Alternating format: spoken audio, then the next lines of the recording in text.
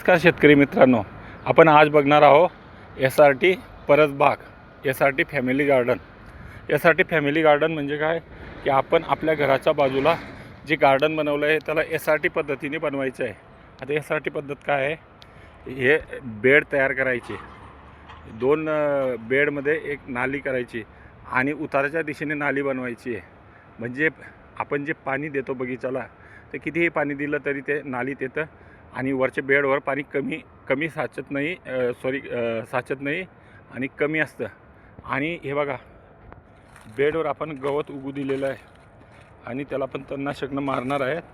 आणि ही जी पत्ती आहे पिंपळाची किंवा जामुनची पत्ती पडलेली आहे, या पत्तीला आपण बांधावर म्हणजे बेडवर तयार केलेलं आहे, बेडवर चढवलेली आहे. हे बघा, आजूबाजूला फुलझाडं लावलेले आहे. अशा पद्धतीने आपणही SRT बाग करायला पाहिजे.